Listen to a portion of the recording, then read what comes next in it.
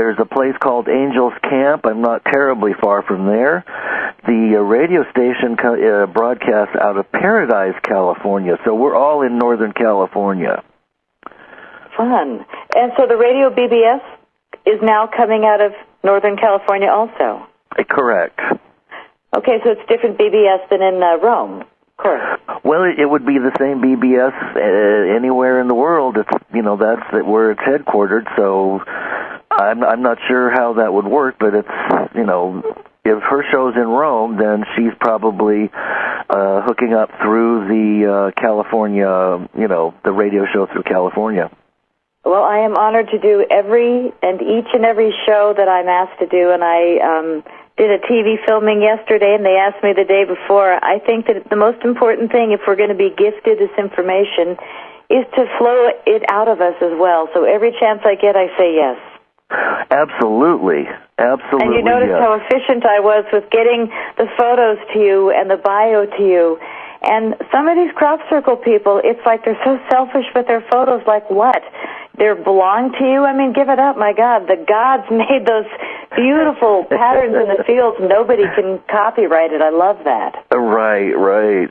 And it's strange, too, that there's a shadow government that has pretty much absconded with most of the information that would help elucidate some of our ET and celestial background going back millions of years, and we're just going to have to wait until we find that information for ourselves, it would appear. I think it's soon to be released.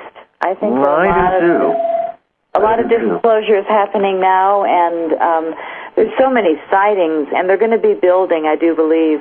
Mm-hmm. And I've talked to so many people that are having regular experiences with extraterrestrial beings, and these people are sane, intelligent, seemingly normal people, but it does mess with your life. Yeah. I mean, I will say that the friends I used to have and my family have watched me go through this transformation, and it's quieted them as far as calling me very often, because what I study is a little alarming to them. Yes, well, the things that we don't understand, we often fear most. Which I think is the theory of the British government. Oh, yes. Which leads up to why I really didn't go there this summer. Mm-hmm. I tell you, for 3 years in a row, I went to the crop circles in England, and it is so magnificent. Not only are the landscapes exquisite and just big blocks of different colors of farm fields and old homes that are hundreds of years old with stone and just really far older than what I'm used to here in America. It's just beautiful there. Mm. And when you fly over in these little microlight planes or the helicopters that you hire by the hour, the crop circles are just splattered in this one area within about 10, 15 miles of the center circle, which is a stone formation called the Avebury Stone Circle. Oh, and it's right near another ancient monolith, which is the Silbury Hill. And between these two, which is very close to each other, most of the crop circles, a high 80-90% of them in the world, happen right there in that area within 5 miles of Silbury Hill. Wow. It has an incredible draw, and the reasons could be some of many. Number one, most of the crop circles are over aquifers, these pools of water under the ground, which most likely has some kind of relevance in the making of the crop circles, but it happens very quickly, and a high 96% of them are on top of an aquifer, and year after year, they come down in the same field. Wow, I did not know that. I know, it's really fascinating, and they do tell a story, and some of the people, not myself, are totally scientific and mathematical, and they go and they map out every inch of the crop circle formation. Mm-hmm. For me, I go in, I say a prayer before I step in. My skin is already crawling. I'm goosebumps head to toe. For me, it's about the feel. Yes. It's not counting or documenting. Yes. But unfortunately, I do also have a huge movie camera and a tripod over there with mics waiting to be set up usually. Yeah. But I always really honor it as I'm walking in to really take a feel of what it is. And it's definitely something out of this world. It is not normal in most of the crop circles in that area. Do you feel some kind of consciousness shift or connection to something ethereal or otherworldly? Absolutely. Yeah. So this first experience, the out-of-body experience, you asked about that, and that was the first time I was in a crop circle. It was pouring rain. I was with my daughter and the archdruidess of Stonehenge, of all people. We were in a small car, pouring rain, and she said she would take my daughter and I to go see it, and we were brand new in the area, so it's just lucky we met her, and she and I really like each other. So we go into this crop circle. I had never been in one, and my daughter is humoring me.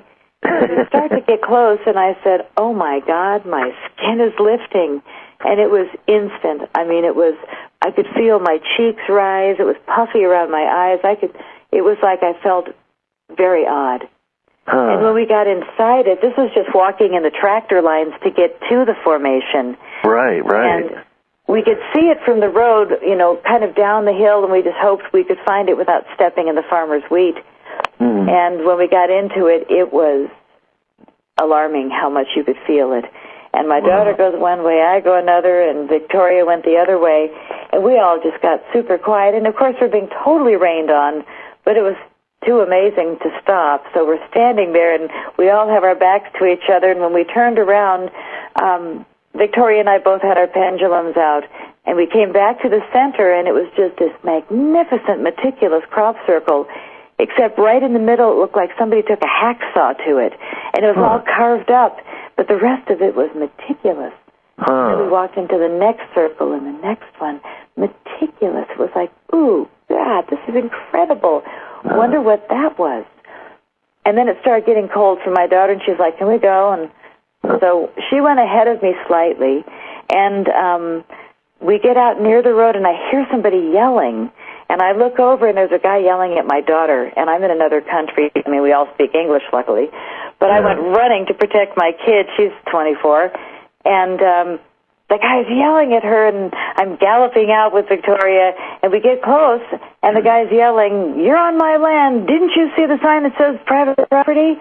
And my beautiful daughter looks at him and says, lo siento, señor, no entiendo nada. And she starts speaking Spanish. I was so proud of her. Good for her. That's so funny. Proud.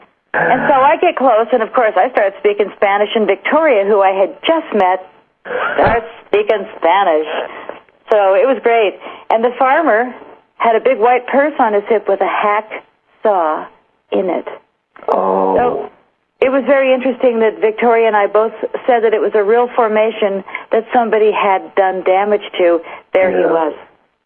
So the farmers don't always want people coming on their land, and a lot of them, when the formations come down, they just take their tractors and mow down the field because they don't want the people flying over and all the tourists and the tour buses coming through. That's too bad. Well, unfortunately, that's the way it is. Is that one of the reasons why you feel you won't be going back in the near future, or? Oh, no. No, I didn't even get to that. Oh, there's more? Of course. I mean, that was my first experience, was just in rain, but I knew that because my daughter was with me, I couldn't really take my time, so I came back the next summer 2 years ago, and I spent 9 weeks in the crop circles by myself at the B&B, right in the center of it all, and had my movie camera, and I was on a roll every day, hanging out with all the people that had muddy boots like me and dirty knees. And those are the people in the film. Yeah. Yes, and I saw that beautiful little place that you stayed at, that little stone building, was it? Mm-hmm. Oh, just charming. Absolutely charming. I mean, there's nothing in the movie that isn't just absolutely exquisite in its beauty. And it's such an amazingly beautiful film from the heart. Thank you. You can't escape it. Well, you're saying this on a beautiful day because yesterday I got an offer for distribution with a company, and I think we're going to hammer out this deal, and I'm going to be giving my 2012 movie to hopefully a distribution company in the next few days, and then it'll get into all the stores rather than just on my website. But in the meantime, my movies are available on the website with trailers, and it's www.pattygreer.com, PATTYGREER, just to throw it out there.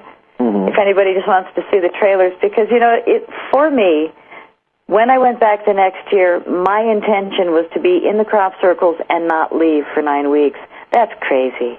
Yeah. I don't know what got into me, but it got into me, I think, in 2001 when those balls of light came in my house. And it's not like I'm crazy at all, because I feel more sane than ever before and far more educated. But when I went back and laid in the first crop circle on my year without my daughter, when I could just be and take my time, I laid down and closed my eyes, and I was taken on a very odd journey, which I can't really describe with words, but when I opened my eyes, I could see very clearly, as much as the mosquitoes straight up in the air, I could see plasma, particular shapes moving around in groups, like almost watching schools of fish. I'm watching now schools of plasma, and they're different groupings and different sizes, but I started seeing it that day, and I look every day to the skies and I see them. Wow. And I'm showing groups of people effortlessly. I just take people outside and say, look up with me. Should I take us on a quick journey, and then everybody listening will know how to do this, because everybody can see plasma.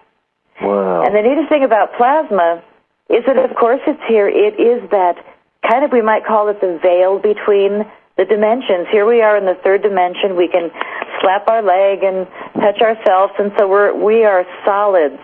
And then we have liquids, which we can shake and put our finger in, but it still stays together, liquids.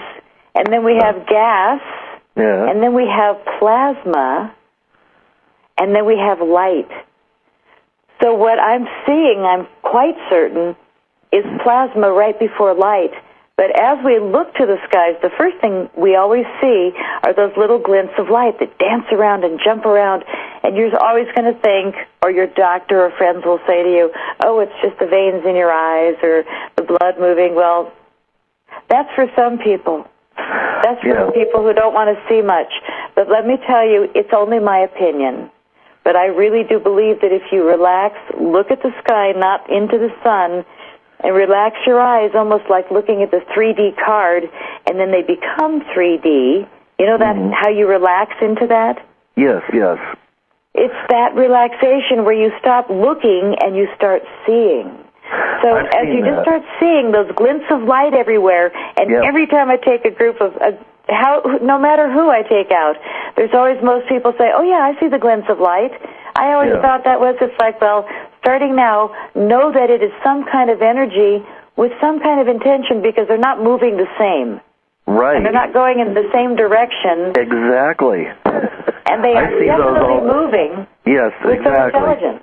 Exactly. I agree with you. I saw them first about 4 or 5 years ago, and fortunately I had a friend who was looking out at the balcony, and I said, do you see what I see? And then we started to compare notes, and it was like these little energetic lights that were going in all different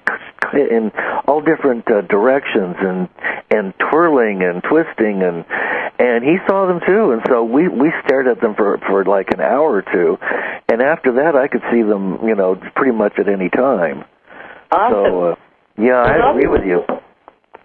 Okay, so you obviously know that, and many people have seen that and wondered if they were imagining it. Well, yes, you're imagining it. It's another dimension. Enjoy watching it, because, God, you looked at it for an hour. How great is that? So you know that they're twirling, they're doing all these things.